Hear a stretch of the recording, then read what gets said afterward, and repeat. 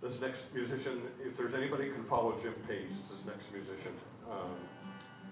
I appreciate that. He agrees. Yeah. You did get. That was even true in California.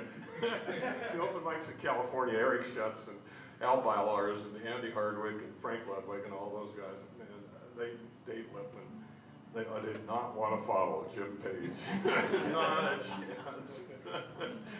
But somehow it's actually a challenge, and it's actually it'll improve your art. It always does. Because we used to go on stage, Jim and I would a lot of times go to the same gigs, and so one or the other of us, sometimes we flip a coin to see who would go first, you know. And I always found, you know, I was never at this level, but it would just push you to new things and new ways of looking at things. And trying to make you feel better. Yeah, right. Is it working? Go home, Bill.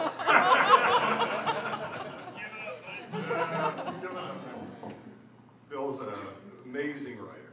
Maybe one of the fine poets that's ever come out of our area. He's like Gary Schulstad, too, who played music here early, who is an incredible poet and a very sensitive writer. Bill's poetry has moved me as much as his songs, and of course the poetry to music is a whole different dance also. He's a disc jockey over in Eastern Washington in the Winthrop area. It's funny because I hear about him, and you wouldn't think so. I'm out of music now. I do a directory on fairs and festivals, so I deal with 14,000 artists and vendors out in the field all the time.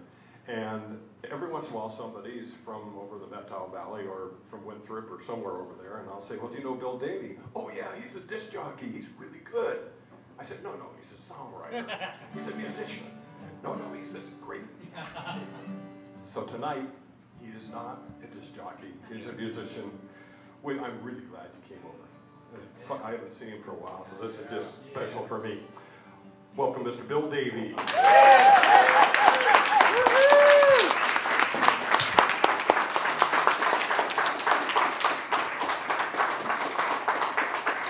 Well, thank you very much, Chris Law. Let's give it up for Chris Law, ladies and gentlemen.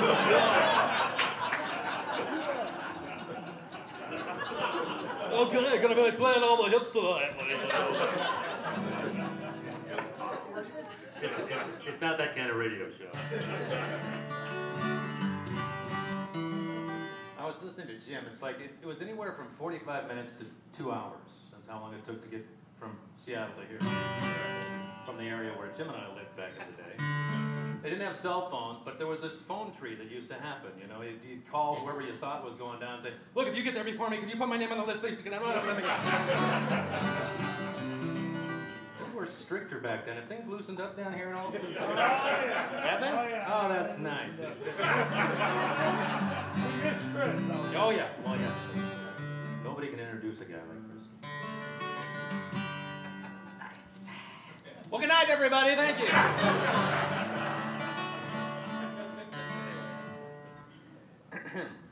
Starting out from Libby Creek, tent stakes and hay rakes, old habits and new breaks. Notice how it shows. Starting out from Libby Creek, garlic farm in the Methow. Yes, veggie and no cow. Notice how it shows.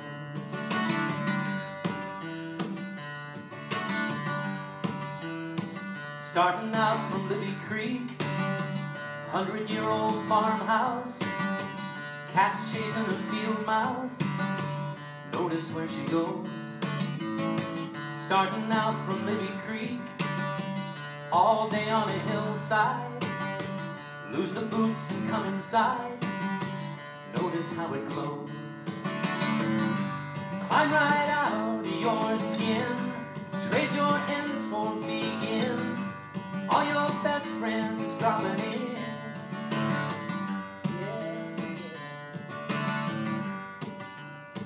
Starting out from Libby Creek, backpacking to Oval Peak. The head is high and the legs are weak. Notice how it shows.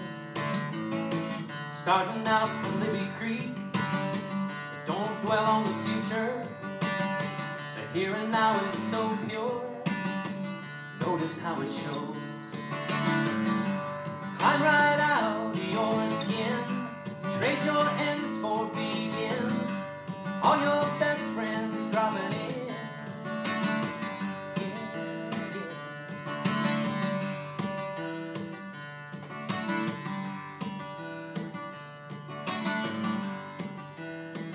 Starting out from Libby Creek, fell down and got bit.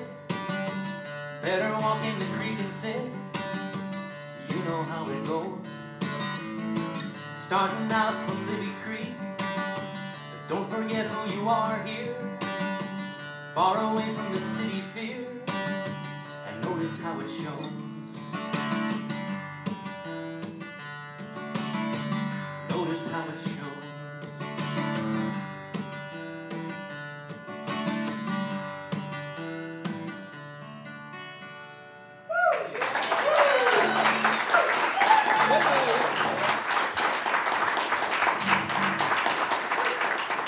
Thank you very much.